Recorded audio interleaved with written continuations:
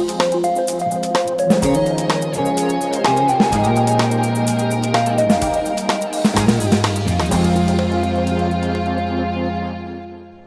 right, well, this week we're going to talk about things that go fast and processes that go slow. And to help us unpack all of this, we have Palo Alto Councilman Tom DuBois. Tom, thank you for being here. No, thanks for having me. I thought we would start with, we're going to cover two topics this week, transportation, including the transportation tax that's upcoming in November 2016, as well as fiber to the premises, which has been a quest for about 20 years now in Palo Alto. On the transportation tax, let's start with that first. The council was looking this week at what that tax might fund, and I thought it was kind of like there's a warning shot across the bow that if the tax doesn't fund some grade separations in Palo Alto, we might not have some support. But Johnny tells me that it wasn't exactly a warning shot. Well, it wasn't like a strong ultimatum. I mean, to be fair, there was a presentation called the Dean of Silicon Valley Leadership Group, and it's not really his measure. His group is really supporting it. They're kind of driving it, but it's going to be up to the VTA or the Santa Clara County to determine what's actually going to be on the measure. Okay. But I feel like the council, and Tom DuBois in particular, also have been very adamant about Caltrain being part of the package. And one thing that Carl mentioned is that Palo Alto kind of threw 23 different projects on the list of things they want to see funded, totaling about $900 million. But Caltrain is clearly like way above the other 22. And maybe we could start just by kind of talking a little bit about why that project is so far above the rest as far as the city's priorities, given that there's so many other needs. Sure. Well, I mean, transportation in general is just, so expensive. And just kind of stepping back for a second, there's so much deferred maintenance of roads and transportation infrastructure across the state, state freeways, county freeways. Palo Alto's done a relatively good job. We've done some catch up in terms of maintaining our infrastructure. And so, this is in the context of the sales tax that potentially be on the ballot a year from now. And they kind of started this process of soliciting projects way ahead of time. And we did get some projects in. I felt like we were a little bit behind the 8 ball, and that there was this deadline in August. And so we submitted projects that we had been discussing. But I'm not sure that we really spent an amount of time to submit, to really flesh out the projects. But these projects could be everything from fixing up El Camino intersections to bus routes. Is that the type of thing? Yeah, mass transit, car, bike, pedestrian. And so the Silicon Valley group, I guess my understanding is, VTA or the county commissioners would put the ballot on a measure, but they don't really market, they don't really do election campaigns directly. And this Carl Gardino's group would be the one marketing it. You've done a lot of polling in terms of what would pass with voters. And I think what would pass generally doesn't exactly line up with Palo Alto priorities. So, fixing potholes and the expressways pulled extremely high. They're looking at dedicating a good portion of that out of the sales tax. I think we need to do a little bit of that. I think my colleagues think we need to do even less than I do. So it's kind of a mismatch there in terms of what Palo Alto wants versus, say, Sunnyvale or San Jose. So there's kind of BART was the big one, freeways and potholes was kind of this number 2, and Caltrain's on the list, but it's kind of on the bottom of the list. It's very specific about what improvements Caltrain would receive funding for at this point, or is it just we like Caltrain, we need to make sure? Well, it's been pretty general, and again, it hasn't been particularly focused on grade crossings, which is, I think, our issue in terms of roads crossing the tracks. And now we have high-speed rail that's coming back a lot quicker than people anticipated. And so we're looking at more frequent trains, higher speed trains, and those gates being down potentially every 3 minutes.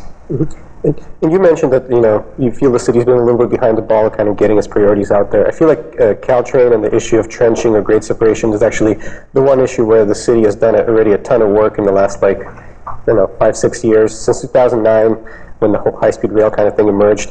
There was a task force, there was like a big report with a lot of community input, which concluded that grade separation is kind of what we want. So it's kind of been the city's priority for a while. And so I guess my question is, do you expect this next year's measure to, or actually do you hope the measure to kind of provide the bulk of the funding for this? Because I mean, it's like a project that's about $1 billion, and if the whole measure is going to be $6 billion, that's a big item. It is, and I'm looking at it actually in a much bigger way than that even.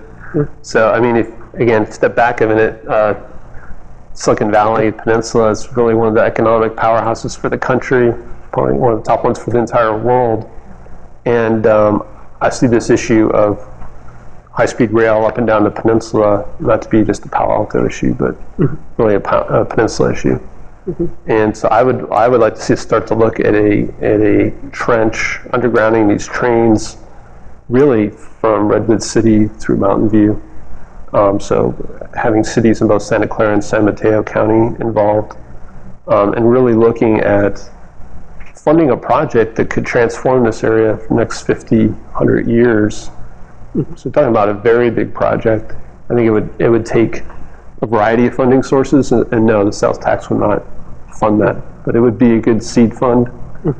I think we need to look at state funding, national funding. It would really need a lot of attention, and so I don't think anybody's going into this thinking it's going to be easy. We know it's extremely expensive, and it's when you step back and how do huge public works projects get funded? I think people have to stand up and start to push for it. Yeah, this notion has been around about undergrounding. Maybe a tunnel was suggested at one point. Tunnel and trench, slightly different concepts. And it seems like momentum gets started and then it backs off a little bit. Where are we right now in terms of either talking with other cities? Yeah, so I think those conversations are starting. I think people are starting again. I think having the high-speed rail EIR be accelerated is helping to focus people on this issue. But yeah, it really feels like it needs some dedicated focus and some champions to really make it happen. And I think it's really easy to do kind of incremental fixes, and for each city to maybe do a little bit here and there, and you kind of have this patchwork solution. And really, when you get to kind of Castor Street and Mountain View through Redwood City, that's where you have residential zones kind of backed up on the tracks. If you go further south and portions of Sunnyvale, Santa Clara, it's pretty industrial. I don't think, and they have a lot of grade crossings already. Same thing when you go further north. So I really feel like it's this kind of mid-peninsula portion that needs some focus. Yeah, and I feel like a big part of the narrative leading up to the next year's measure is the fact that so much funds from the last few measures have gone to the south part of the county, specifically the BART to San Jose project. That's kind of been the backdrop. So I'm curious, if the project list comes out for the next funding list and it does not include Caltrain grade separation or significant funds for it, do you and the council have any plans for like formally opposing the measure or anything like that? What kind of action what kind of force could kind of the council exert? I mean, there are no plans. We were deliberating, talking as we go, but I think that's certainly on the table. This was kind of the first meeting. I think it was very polite discussion. It was very polite. Too polite? It seemed quite polite. I mean, it may be less polite as we go forward. And again, I think the previous tax measure, we got $0. That specifically was set for the BART project. The previous one, though, was also kind of... Yeah, so we've got about 80% of it's going towards BART. Right. Everybody's saying, we're not opposed to BART, and I think we should finish, BART to San Jose. I think they're talking about a potential tunnel there, which would add quite a bit of expense. And so it's a question of, can you finish off BART in the most economically responsible way and spend some of this money in the North County? There's a bunch of kind of the Northwest cities that are concerned about the 85 corridor. Right. Cupertino's not on any of these mass transit connections right now, so they kind of have some issues they're trying to figure out. I feel like there's already been some listening on the part of whether it's leadership group or VTA about the imbalance of funding going to BART in previous measures, even though one was actually for BART, so that I don't know if you can really see that was an imbalance there. Carl Gardino talked about some sort of cap as an idea of how much to spend on BART. Yeah, and so we've had some agreements in the past, and then when push came to shove, that money was pulled into BART. So again, I'd like to see it be very explicit. Yeah, he said that his group would support capping it at 25% the amount of money from the funds that would go to the BART project. I don't know, what are your thoughts, Tom? Is that, you think that's, I mean, is that enough to satisfy concerns? I mean, these are big projects, and I think we could use as much money as we could get, and I think I threw out 10%. And we still don't know what the other 75 is going to go for. Why the other San Jose projects? I mean, all these cities in Santa Clara have been submitting projects. There are things like Lawrence Expressway, grade crossings, and so it's a really question: how do you do regional transportation versus kind of, I don't want to say paying off, but kind of if each city gets a couple of projects, you know, you can kind of peel off cities versus the cities kind of sticking together to get a regional solution. And you know, so we participated in a joint letter to VTA to really try to kickstart some of these cities working together. That was a very interesting letter. That was included signatures from, I think, 9 mayors from North County and West Valley, including Mayor Holman from Palo Alto. And there was a response from the VTA last week. I guess the crux of the letter was basically, it was kind of took issue with this kind of ongoing process of cities just kind of throw in their lists and the winnowing down, and kind of calling for a more comprehensive approach, kind of more regional planning, taking a better look at highways like 85 and whatnot. So the VTA basically responded and said, we think it's a great idea for the study and we're going to put some people on it, but that's a longer term thing. We're still going to do what we're doing right now. And what did you think of the VTA response? It was very unsatisfying. I mean, we're talking about a tax measure for 30 years. Their attitude seems to be, unless your project's ready right now, we're not going to change the process. And I think that's exactly, that point of that letter was to say, we don't like that process, we want to change it. And so I think we'll continue to have a conversation and push back on that. So again, the process right now is all these cities submit projects, they've developed metrics, and I guess they're going to score these projects, and the highest scoring ones would get money kind of regardless of where they are. I mean, I think they would probably look at it and try to balance it a little bit, but it's kind of first in line, first to get the money. It's also challenging from the political perspective because, I mean, Palo Alto and the cities around it might have a strong opinion about grade separation, but the kind of the fact of where the voters are in the county, the fact that 4 out of the 5 districts include San Jose, one of them entirely. Yeah, I think we're 6% of the population, but we're actually 25% of the vote. Oh. And so, and a lot of employment out here too, so it impacts people from other cities. So if you need tax measures are 66 point. Yeah. So if you need 2/3 and Palo Alto comes out against it, it makes it very difficult to pass a sales tax.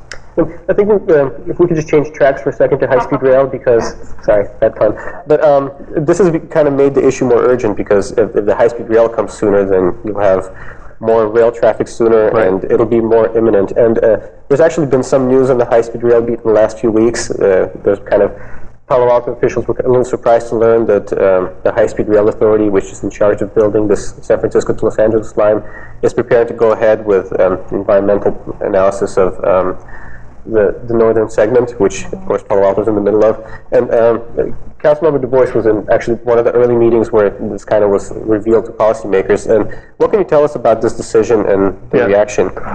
I don't think just Palo Alto was surprised. I think everybody was surprised. No, their segment, yeah. San Francisco to San Jose, that segment. I think people are still trying to figure out why this shift. You know, there's a lot of unusual things going on with the funding behind high-speed rail. They've not tapped into the state bond money yet because of various lawsuits.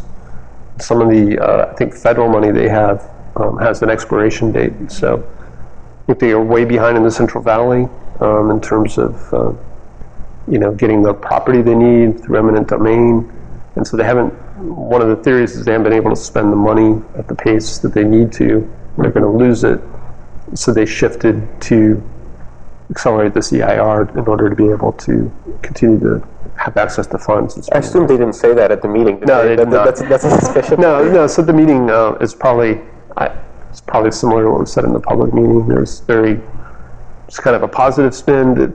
I think the challenge we have is they're trying to take advantage of the Caltrain EIR for electrification, and so they're almost they are resistant to changing anything along the tracks, and so they're going to try to pass this EIR very quickly without addressing any of these grade crossings or any other issues that high-speed rail may introduce, because they want to basically say the tracks are going to remain the same, and that it was okayed for EIR, so for electrification, so it should be okayed for high-speed rail. And the cities, it's the blended EIR approach. Yes, and they're also still claiming that they may be exempt from EIRs in the first place. Both agencies are, yeah. They presented, again, a very nice presentation, said they wanted to work with cities, and that they actually called out that they would help with grade separations. But when we asked them questions in that meeting, what that meant, the response was quad gates and kind of very minimal assistance. Yeah, I mean, I attended the first of the 4 meetings, which was in San Francisco, and they did say grade separation is kind of their vision for some of the longer-term improvements, but, I mean... But you're kind of on your own. Yeah, they're not necessarily going to help. And you don't know what long-term means either, because it could mean 20, 30, 40, 50 years, who knows. But, and so I think, again, one kind of win-win here, positive, would be, I think if they would take that more seriously and actually help with the grade separations, it would probably minimize some of the resistance to high-speed rail. And so in getting them to come around on that, I think would help. I think we could all kind of be working together for a solution that would really work for everybody. Is there a conflict between what Caltrain wants to move through and what might need to happen with high-speed rail? For example, Caltrain is certainly not thinking about any kind of trenching, but if the high-speed rail push was successful for undergrounding high-speed rail, would that impact the process? I don't think there's a conflict in that way. I think if there starts to be kind of resistance to high-speed rail, and Caltrain wants to get electrification done, then I think they may not want to be as aligned in the public eye, right? And so I think that's a concern of Caltrain, that again, this high-speed rail EIR doesn't generate a lot of angst in the community.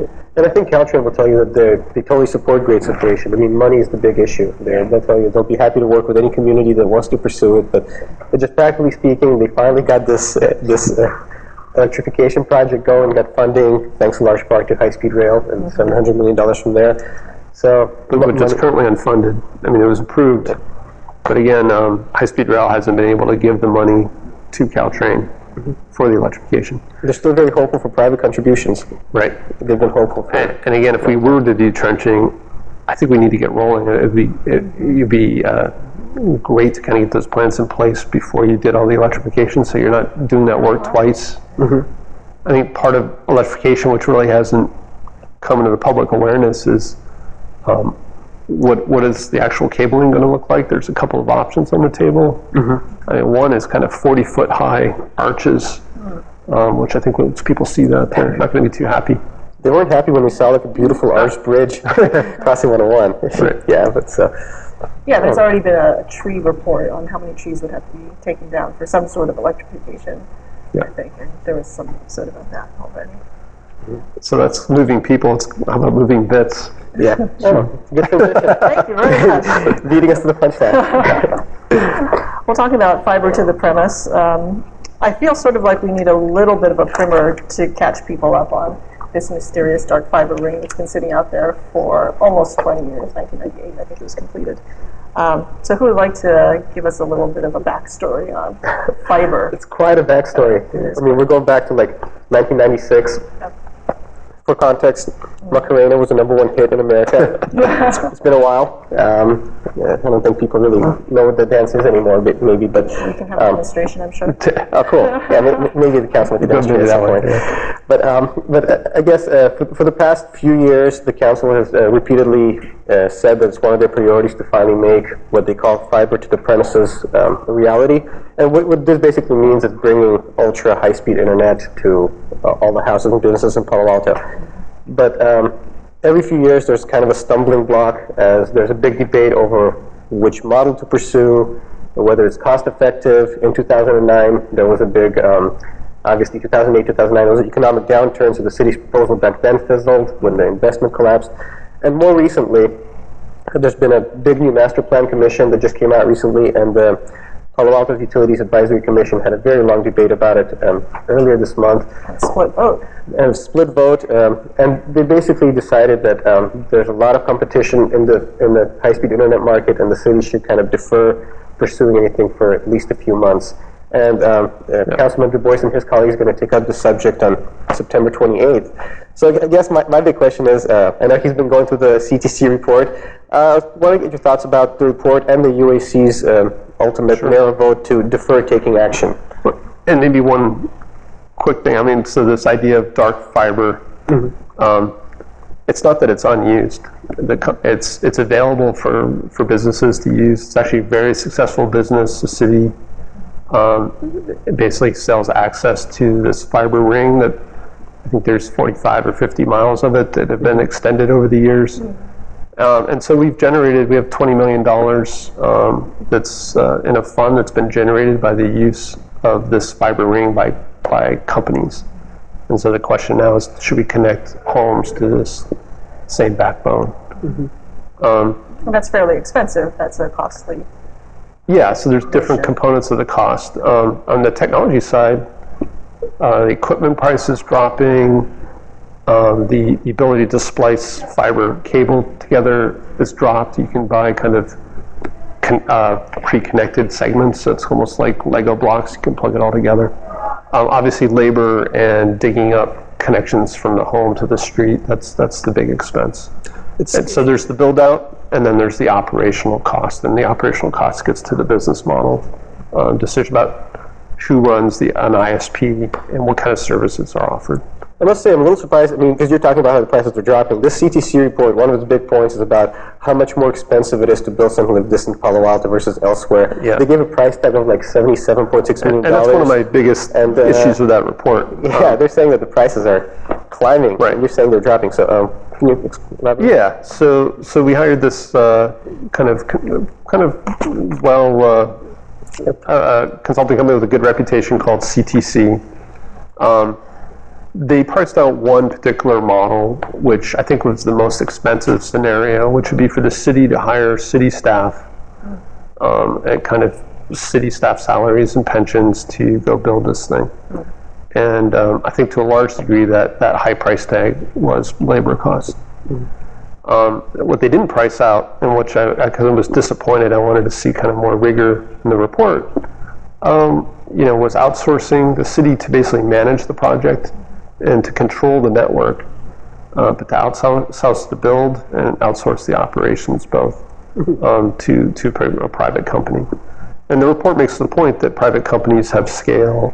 They have even companies like AT&T and Comcast and Google, outsource construction to these construction companies. And so again, the labor rate's higher in the peninsula, but it's not that much higher. If you look at build-outs in other cities across the U.S., the price per house passed, there's I forget what the thing is called, premise passed, I guess, is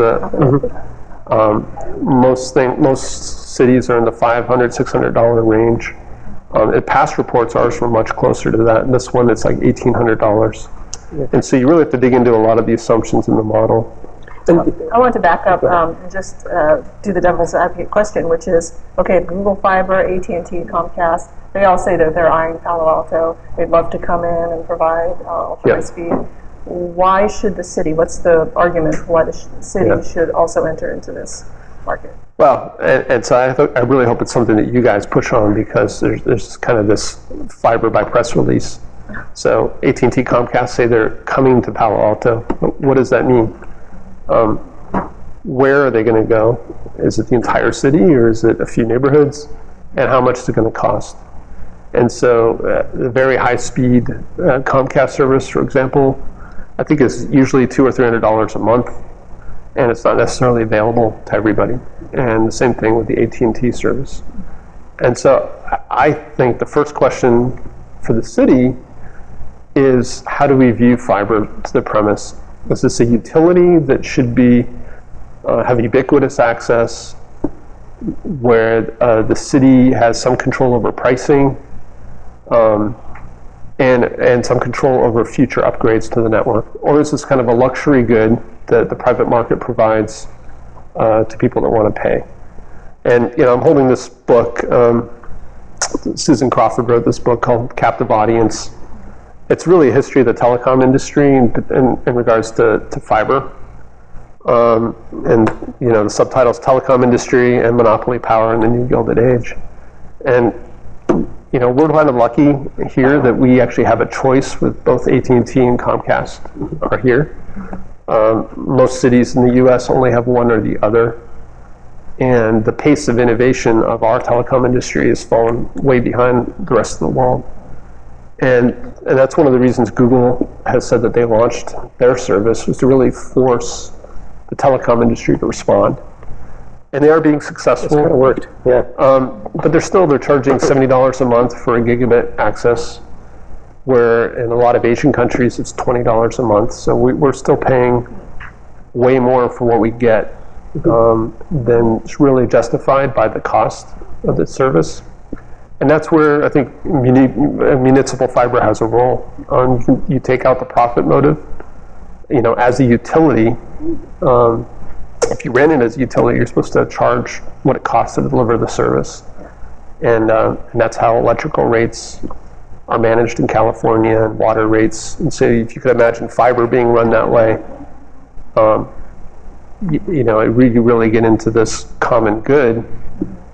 And so I think that's the question. Do we want to view it as a utility or not? Well, I absolutely agree with you that that's kind of the big picture issue. Should it go to everybody, or is it ubiquity, or should it be cherry picking, which is kind of the model used by the big telecoms?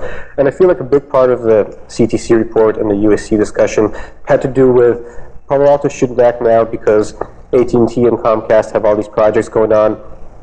But AT&T pretty clearly isn't looking to do the entire Palo Alto. They want to set up with their gigabit service, which is already up in Cupertino. They've already applied for Palo Alto. Yeah. And it's clear that they would kind of target areas where the demand would be high, but they would not seek to kind of spread it to everybody. And I feel like that was the council's vision throughout the conversation, is fiber to the premises, not just fiber to the kind of high demand areas.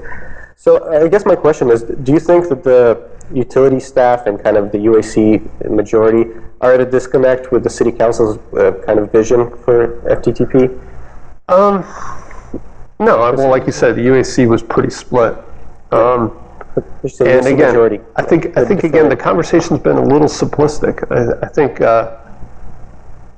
and again, it's really not asking the right questions. The question's not like, should we have fiber or not have fiber? Again, it's where should we have fiber, and what price, and kind of what service model. But I guess my point is, if the reason why the utility staff wants to defer is because of AT&T and Comcast, and AT&T and Comcast are doing things that their model is very different from the city's, why should that even matter? Why shouldn't the city do its own thing and not do the deferring thing? So you would disagree with the deferral thing? Yeah, well, I think the one question is fiber, yes or no, and the other question is, are you comparing apples to oranges? And that's where I think the discussion hasn't gone enough so far. And I think part of the UAC discussion was, should we use this time to actually try to negotiate with AT&T and Google to basically have an insurance policy for the city? I think if Google came, it would be a reasonable price, and they would do a build out in a reasonable time frame. And people have this view of Google as a benevolent company, right? And I think that status quo might be fine. Well, they're do no evil kind of company. You do have that slogan, yeah. That must be true. Okay, go on. So, and from a city perspective, it's appealing. It's low risk, right? But can the city maybe have some kind of co-trenching agreement where when Google is digging up all of our streets and laying fiber to these homes, maybe the city could have a dark fiber to the premise network where we put in 2 conduits instead of 1, and we just don't turn it on. But maybe we negotiate clauses, like if there's a change of control. If Google decides they don't want to be in this business anymore, it would give the city another decision point to maybe turn on this other network. And so that's kind of an intermediate cost, intermediate risk approach that preserves the ability of the city to treat fiber like a utility. Let the private market try it, but if the private market exerts their monopoly power, we have an option. And a lot of people have proposed kind of doing these intermediate negotiations with companies that are doing this stuff right now. Yep. You've seen this memo from, there's a group of advisors that have been working with the city on the project. Many of them have been in this since the Macarena days, Yes. for like more than a decade and a half. Yeah. Bob Harrington, Andy Poggio, Christine Moe, Richard Brand, Don Lee, they put out a memo this week to the council trying to get them to, kind of advocating for some of the things you mentioned, including one of the things they want to do is have the city state as a clear goal that the fiber should go to all Palo Alto premises. It should be the ubiquitous model versus the cherry picking. Right. So, and they also want staff to kind of start negotiating with private partners right now while they're building to see if you can do this kind of co-build. And we haven't talked about wireless much, but that's kind of another topic. They're a little cautious about wireless, everybody, but we could leave that for now. But do you agree pretty much with the memo's recommendations? They seem to be quite aligned with some of the things you were saying. Yeah, I think there are a couple of kind of really good points in that memo. Sorry, can I take a look real quick? Yeah. The recommendations are right. Yeah, right. Okay, so the do we go to every household or not? Again, I think we're in a unique position that we have $20 million generated by our fiber business. And so I think it could be a real positive if we went to, say, a company like Google. Google has their way of rolling out to all these cities, and generally what they've done is they create what they call fiber hoods, and they'll send out notice and say, we're coming down your street, next month. You decide now, do you want fiber or not? And if you say no, they may not come back for like 2 years. Right? And so could the city take its money, work with Google, and actually create a very positive story for Google of being kind of the first ubiquitous Google city? And maybe we use our $20 million to say, if you don't want fiber service, we're going to go ahead and lay the cable there, and maybe when you sell your home, then the next person will want to turn it on. Or maybe we give like Lifeline access, a very slow access, which Google provides, and the city pays to ensure that every home is connected. And I think that would have a positive PR value. I don't think Google cares about the $20 million, but they may care about using Palo Alto as kind of a showcase city. And so that's the kind of discussion I think we should have now. So the other part of the question was, do we just, the staff recommendation was basically do nothing until January. And I think my concern is, if we do that, once Google announces there's going to be a rush to kind of do it Google's way, and it's going to be kind of too late to have those discussions. So, not to mention the demoralizing thought of doing nothing after so many years. I mean, I don't think the thought's do nothing. I think the thought is, well, they're going to come. I mean, because I don't want to go back to the Macarena, but it's been like 20 years, and now we have Chattanooga and Provo and Lafayette, Raleigh, Durham. There's so many cities that have achieved this dream that Palo Alto had back in the days when we wanted to be a leader. Right. Is there a sense of frustration? Is it difficult to kind of direct staff to defer yet again? I mean, there's been such a long history of deferring. Well, yeah. Again, I think the staff recommendation is something's going to be announced in the next couple of months, so let's wait and see. But I'm saying, instead of wait and see, let's be a little proactive. Let's have those discussions with the people we think that are going to come, and just see if they're open to these ideas. If they say no, then we have a decision to make. If they say yes, again, potentially there's a way we can just work together. A lot of cities are passing a dig once policy. So that would be kind of interesting too. So, and how that works is, if a company's going to dig, everybody gets notice, and if somebody else wants to lay fiber, they can split the cost. Oh, can you guys do that? Can the council adopt? We could. So, I've been also looking at the case study of Longmont, Colorado. They had about the same size city. They actually had more homes than we do. They had more underground, which is more expensive. And their costs were, again, way lower than ours. So, I think we need to have more of a startup mentality in our costing and really, look at some of these other scenarios. And again, it's not, there's this one number out there that's a high number for one scenario, but there are other scenarios. It'll be interesting to see how the conversation evolves then.